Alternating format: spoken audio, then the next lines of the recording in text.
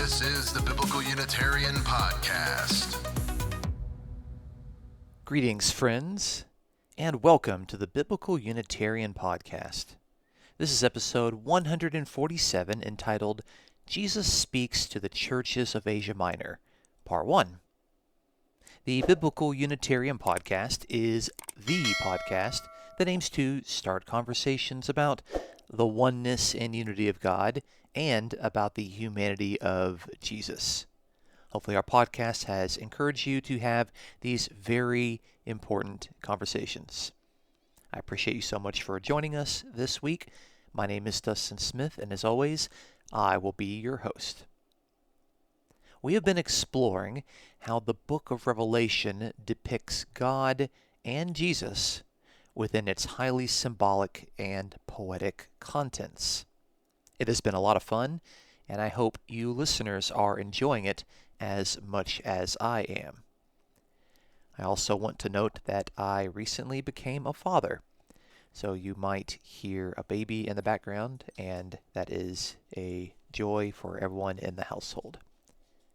In this week's episode of the Biblical Unitarian Podcast, we will examine the first 3 letters to the 7 churches to see how the risen Jesus speaks to these communities. In particular, we will be asking the question of whether Jesus presents himself in a way that is compatible with a high human Christology. Since we know from church history that the understanding of Jesus' person evolved and developed over time, we will especially be looking to see if there are any hints of this evolution already taking place. Too often, interpreters of the New Testament, who are well aware that the Trinity is not a doctrine held by the earliest Christians, maintain that early believers held a quote-unquote proto-Trinitarian Christology. What they mean when they say proto-Trinitarian is that it is not quite there at what the doctrine of the Trinity says, but it is a step prior to it. However, this step is rarely explained in detail at all. Is the manner in which Jesus reveals himself to the churches of Ephesus, Smyrna, and Pergamum well on its way to the doctrine of the Trinity? Or does Jesus reveal himself in a way that is consistent with a high human Christology? Let's find out on this week's episode of the Biblical Unitarian Podcast. Our first point today is Jesus speaks to Ephesus. So, in Revelation chapters 2 and 3, we have 7 small letters that were sent to the 7 churches of Asia Minor. I say the 7 churches, there are far more Christian communities that are located there, but there are 7 specifically addressed within the book of Revelation. These were real communities. We have ancient evidence to support the fact that these communities existed.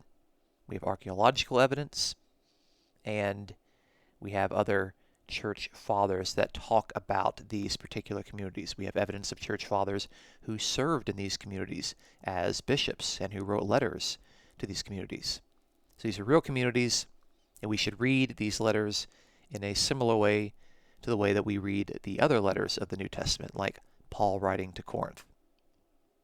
So let's look at this first letter to Ephesus. We'll just be reading a couple of verses out of it, starting in Revelation chapter 2 and verse 1.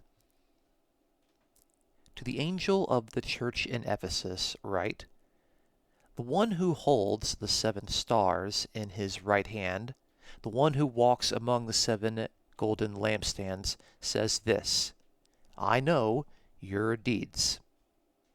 That's Revelation 2, verses 1 through 2. And then in verse 5, Jesus says, Therefore, remember from where you have fallen and repent, and do the deeds you did at first, or else I am coming to you, and will remove your lampstand out of its place unless you repent. That's Revelation chapter 2 and verse 5. So Jesus presents himself as the one who is currently holding the 7 stars in his right hand and the one who walks among the 7 golden lampstands.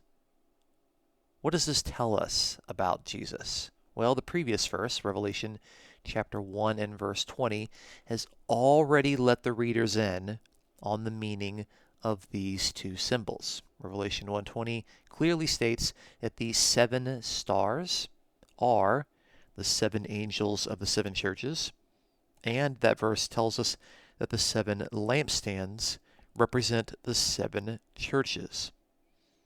It's very important to allow the book of Revelation to reveal its own terms on its own terms.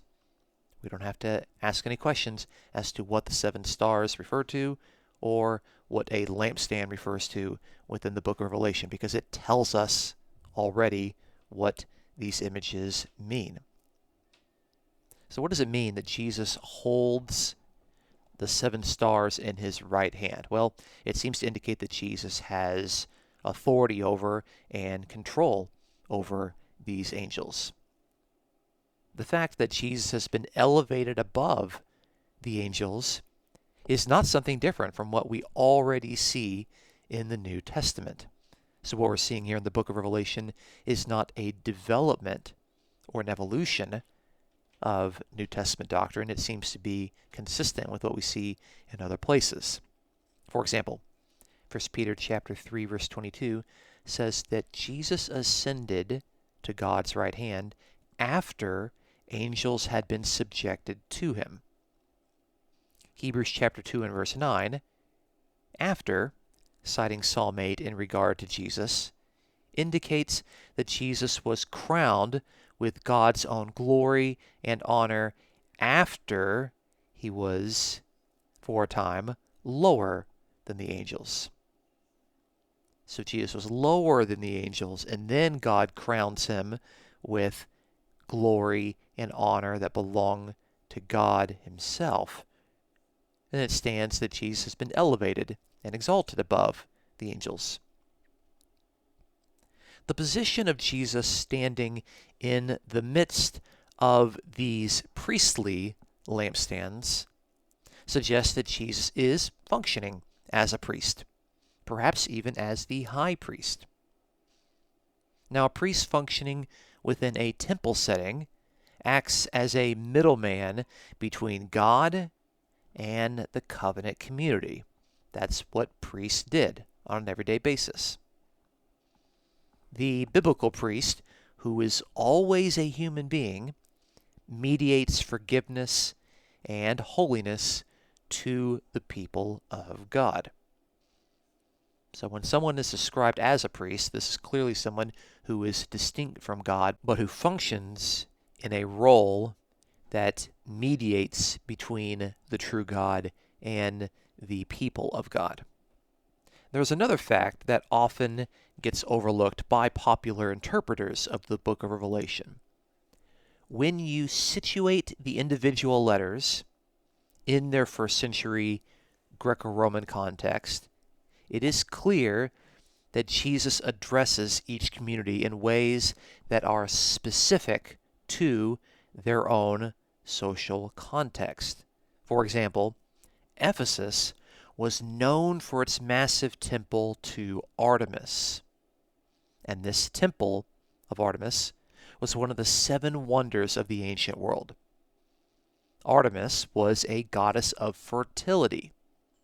But Jesus promises in Revelation 2:7 that the conquering Ephesians will get access to the tree of life, which is in the paradise of God.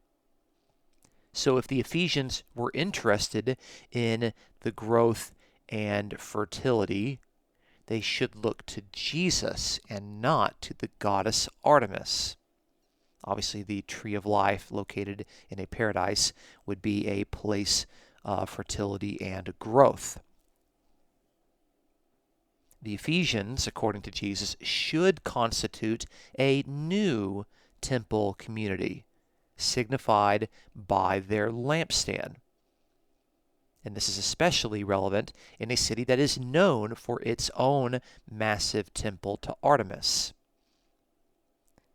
So Jesus, opening the letter to the Ephesians with a reference to him being in the midst of the lampstands, evokes the temple imagery in a city that was known across the Roman Empire for its own temple dedicated to a fertility goddess, the goddess Artemis. A concern that often comes up is, how is it that a human being can function in an omnipresent fashion? How is it that Jesus, who is seated at the right hand of God, can also be depicted as walking among the seven churches? This sounds like Jesus is omnipresent. Is that something a human being can do?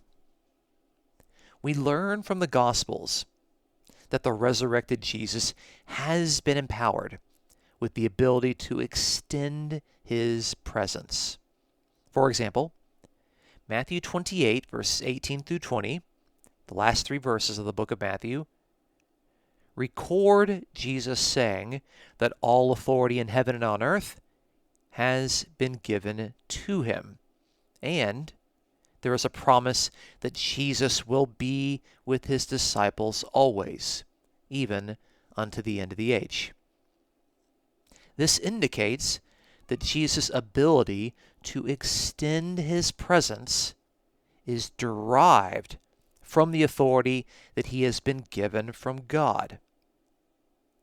Similar instances where Jesus extends himself physically appear at the end of Luke's Gospel and in John's Gospel, both after Jesus' resurrection.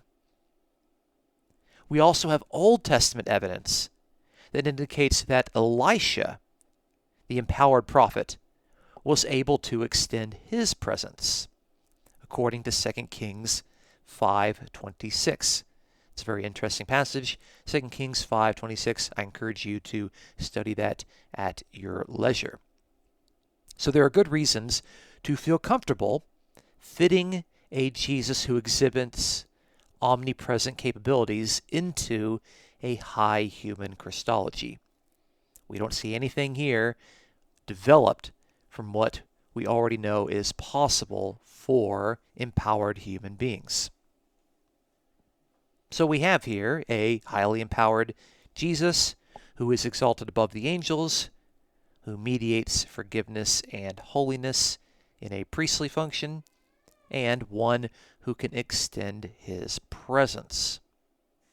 This human being is also aware of the deeds of those persons within his churches.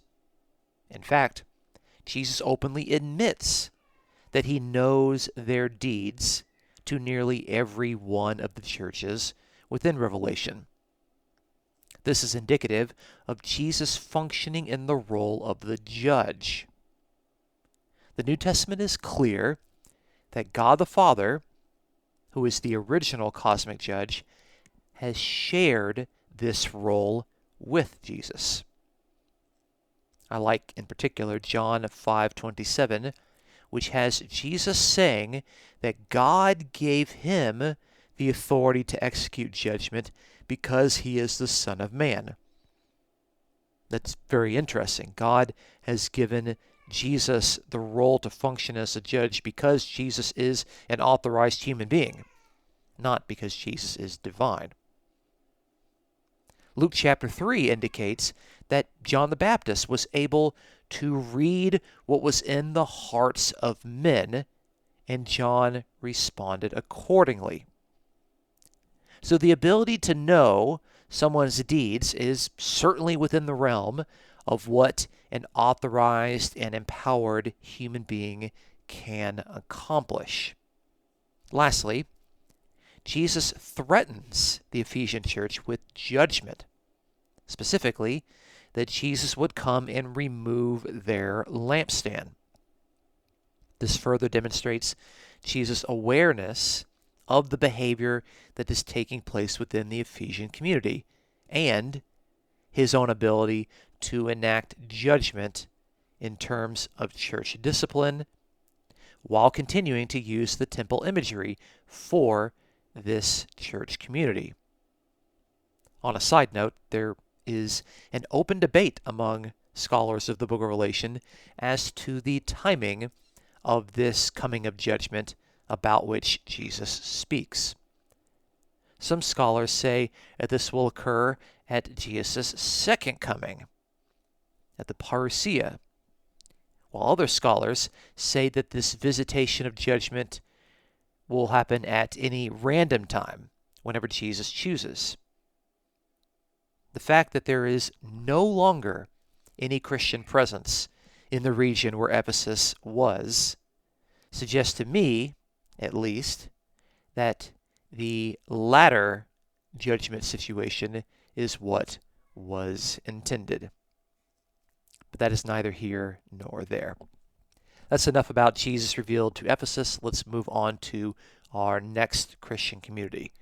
Our second point today is Jesus speaks to Smyrna. We'll start reading in Revelation 2 and verse 8. And to the angel of the church in Smyrna write, the first and the last, who was dead and has come to life, says this, I know your tribulation and your poverty, but you are rich, and the blasphemy by those who say they are Jews and are not, but are a synagogue of Satan. Do not fear what you are about to suffer. Behold, the devil is about to cast some of you into prison, so that you will be tested, and you will have tribulation for 10 days. Be faithful until death, and I will give you the crown of life. That's Revelation 2, verses 8 through 10. So Jesus begins his address to the Christian church in Smyrna by reminding them of a title that he has already used of himself back in chapter 1. Jesus is the first and the last. We spent a considerable amount of time talking about this title 2 episodes ago. Briefly, as a reminder, this title reflects Jesus' role as the judge. And this title originally applied to God the Father, but it has been shared with the risen and exalted Jesus in light of the fact that God has given authority to Jesus to judge. The first and the last is a merism denoting the extent and scope of Jesus' judgment, which will encompass the righteous and the wicked in regard to all of their deeds. As the righteous judge, Jesus promises that those conquering Smyrnaeans will be given the crown of life, specifically from Jesus himself. Jesus also acknowledges that he was dead and he has come back to life. This unambiguously proves that Jesus was a mortal, as all human beings are. Jesus died, which is something that God is incapable of doing. God is immortal, meaning it is impossible for God to die. Jesus, on the other hand, died, and God raised Jesus back to life. We should also note that Jesus does not try to qualify his death as perhaps only partially dying, or only seeming to die, or only dying in his human nature, while he supposedly has a second divine nature that continued to live on. No, Jesus just plainly states that he, quote, was dead, end quote, and now he is alive forevermore. Now, the locals in Smyrna would have picked up on Jesus' claim to have died and now live forevermore in an allusion to their own city. So listen to this. The history of Smyrna is one which had its own death and resurrection of sorts. The city of Smyrna was demolished and captured by the Lydians in 600 BC. And the Lydians deported all of the Smyrnaean residents at that time. The descendants of those who lived in Smyrna, who maintained the Smyrnaean name as a personal identifier despite the fact of their deportation, eventually rebuilt and relocated the city in the year 290 BC. So the city had its own death in 600 BC and a resurrection of sorts in 290 BC. This is why Jesus identified himself with such terms, because it would resonate personally with the believers in the church at Smyrna. While the death and resurrection metaphors reappear at the end of the chapter, where Jesus promises a crown of life to those believers who are faithful unto death, the specific reward of a crown was also a specific local allusion that would have resonated with the locals in Smyrna. The citizens of Smyrna called their own city, quote, the crown of Asia, end quote. Smyrna's architecture was actually built to resemble a crown encircling the hill at the center of the city. And the encircling ruins still remain to this day. I encourage people to Google images of this city to kind of see these ruins that still remain. Philostratus, who is a Greek-speaking author in the 2nd century, wrote how Smyrna was, quote, crowned, end quote, with men even greater than the city's beauty. So crowning was a metaphor used to describe Smyrna's citizens. And since Smyrna was the first Asian city to conduct games and athletic events, it was also the first city to award these wreaths to its victors. Crowns and laurel wreaths were especially frequent on the coins that were minted by the citizens of Smyrna. So if you lived in Smyrna, if you were in the church of Smyrna, you would look in your pocket and you could pull out a coin and you could see that it had a crown on it. So it seems appropriate that Jesus, the man who died and came back to life, promises the crown of life to those Christians in Smyrna who remain faithful unto death. Jesus, who was already identified in Revelation 1:5 as the faithful martyr, knows all about what it means to be faithful unto death. If Jesus was faithful, then it means that he had a relationship to someone to whom he owed loyalty and fidelity. That person is God, Jesus' Father.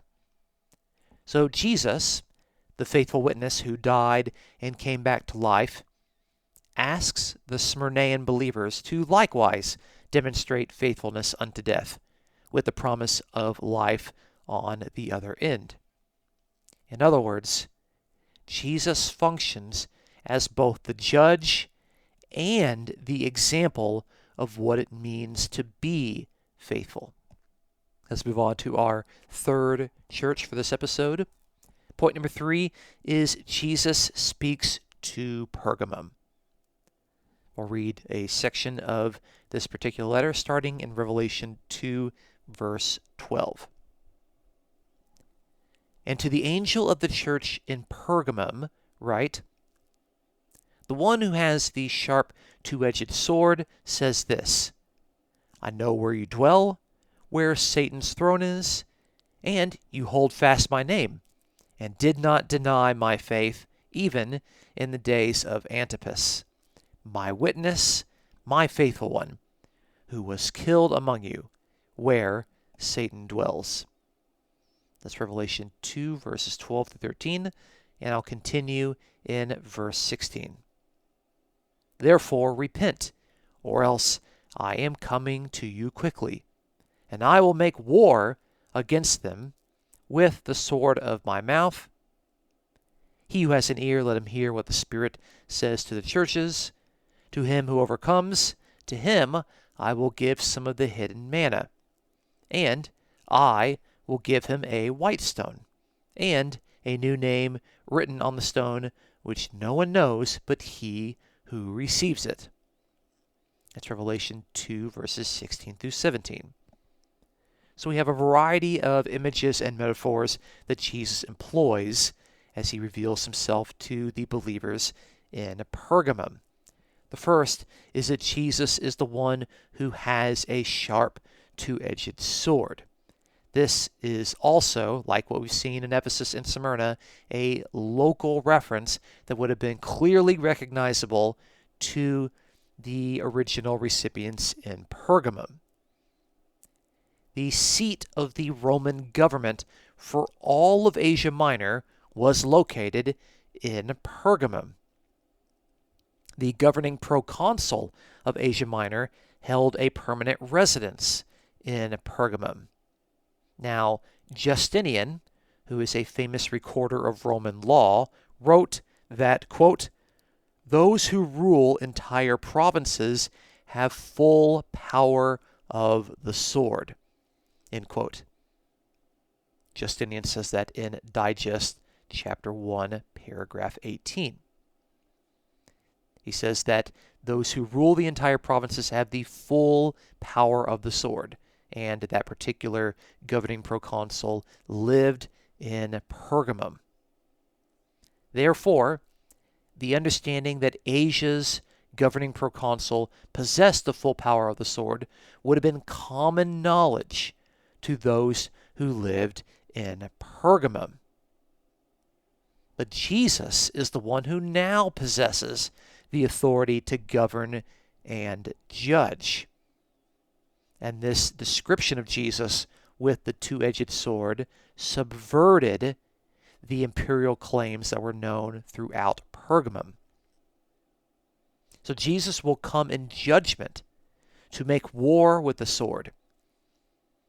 That is, with his powerful words that are authorized to judge, because this is a sharp two-edged sword that comes out of Jesus' mouth.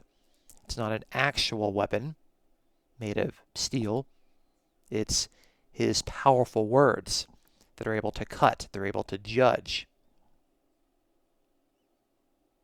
We also see at the end of this letter that Jesus will reward at the time of judgment for those who are considered righteous. He offers 3 rewards in particular. The first reward is that Jesus will offer the hidden manna. Manna, of course, is food that was known through the Exodus event.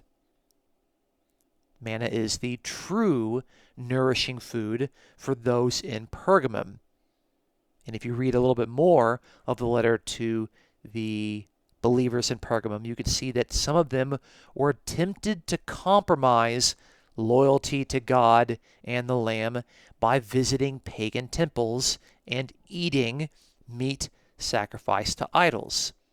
So Jesus says, you're interested in eating, you're interested in food, well, I will give you the hidden manna. I will give you this true, godly, nourishing food. You don't have to compromise and go eat meat sacrificed to the Roman emperor or to Apollo or anything like that.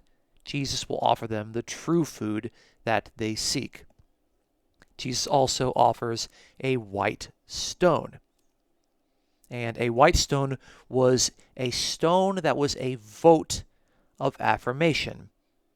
And these stones were used in their local elections, where voters would have a white stone and a black stone in their pocket. They would reach in their pocket and they would grab whatever stone they wanted to use for their vote, whether it's an affirmative or in the negative, and they would place their stone in a particular box of stones where nobody could see what stone they chose. But instead, the believers in Pergamum voting for somebody else, Jesus will vote for them. Jesus will give them a white stone of affirmation. And the stone will have a new name written on it.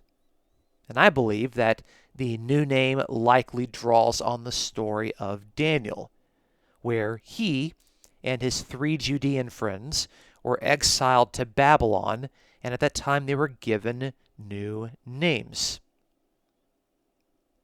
For the faithful in Pergamum, their loyalty would take them out of quote-unquote Babylon and bring them into New Jerusalem, where Jesus promises to give them new names. That is, new identities that are appropriate for those rewarded by Jesus and those who align themselves with New Jerusalem. Now let's talk a little bit about Antipas. Jesus talks about Antipas in the letter to the church at Pergamum, and he calls Antipas his faithful witness. What does this tell us about Jesus himself? We know, again, from Revelation chapter 1 and verse 5, that Jesus is the original faithful witness. And the word witness in Greek is martis, where we get the word martyr. Jesus was the first faithful martyr. And by setting Antipas as an example of one who faithfully imitated Jesus' own faithful witnessing of the gospel, we now have 2 persons to look to as exemplars of what it means to be faithful. Again, Jesus acts as a model of faith, one who lived in obedience to God. As a faithful witness, Jesus loyally witnessed the gospel of the kingdom of God, and Antipas has imitated Jesus in this manner. Readers are urged to follow in the footsteps of both Antipas and Jesus in their acts of faithfulness. So, in conclusion, we have observed that the book of Revelation was originally written to 7 Christian churches in Asia Minor towards the end of the 1st century CE. The risen and exalted Jesus appeared to John the seer on the island of Patmos, and Jesus commanded John to write what he sees to the 7 churches. Thus, the contents of the 7 churches tell us what Jesus wants to say and what Jesus says about himself. We are able to discern many traits about Jesus based on what he said about himself as he spoke to these Asian churches. First, Jesus portrayed himself in priestly terms, and he regarded the Christian churches to be temple communities of faith. By functioning as a priest, Jesus acted as an intermediary between God and the communities of faith in matters of holy living. Second, Jesus is elevated in rank above the heavenly angels, something that hardly needs to be said of the only true God, but certainly would need to be stated for a human being. Jesus functions as the highly exalted and empowered human being who has been elevated above the angelic host. Third, Jesus clearly understands his role as the authorized and empowered judge, who is aware of the deeds of the Christian communities and who is able to act in judgment if the need arises. The role of judge that Jesus possesses is not innate, but rather derived from God the Father. Jesus therefore functions in his role of the judge because the authority has been received from God. Fourth, Jesus is able to extend his presence in light of his resurrection and exaltation. While remaining human, Jesus is empowered by God with the authority to be in the midst of the various Christian communities, even though Jesus is physically seated at God's right hand in heaven. Fifth, Jesus is a model of faithful obedience to God, and Revelation expects its ideal readers to demonstrate faithfulness in the manner that Jesus demonstrated. Since Jesus was faithful to God as a loyal witness of the gospel of the kingdom, this makes him an example of what it looks like to act faithfully to God, without compromise and without accommodation. Sixth, Jesus crafted each of the letters to the Asian churches in ways that would directly allude to the particular city's local references, especially their history, geography, and form of government. By drawing on these local references, Jesus seeks to encourage readers to look to him and to give up their local loyalties that might interfere with the allegiance that is due to the Lamb. In sum, the portrayal of Jesus expressed in the letters to Ephesus, Smyrna, and Pergamum are consistent with a high human Christology. They do not seem to fit well with an angelic Christology or a Trinitarian Christology. Yes, Jesus is a very exalted figure in Revelation, but he remains a human being who is distinct from the only true God. The Jesus revealed in the book of Revelation has a long way to go before he even starts to look like the Jesus of the Trinity. Thanks for tuning in to this week's episode of the Biblical Unitarian Podcast. Be sure to join us next week as we continue to look at how Jesus reveals himself to the churches in Asia Minor within the book of Revelation. Now, if you've enjoyed this podcast, please consider supporting us as we continue to promote the powerful truths of the oneness and unity of God and the humanity of Jesus. I'd encourage you to find us on iTunes and to give us an honest rating and to write an honest review so that we can help reach other people with these important biblical truths. If you feel led to donate to the podcast, there is a PayPal link that is located in the description of this episode. I want to offer a special thanks to the exceptional Dustin Williams for his post-production and his continued editing of the Biblical Unitarian Podcast. My name is Dustin Smith, and until next time, you folks take care and be safe.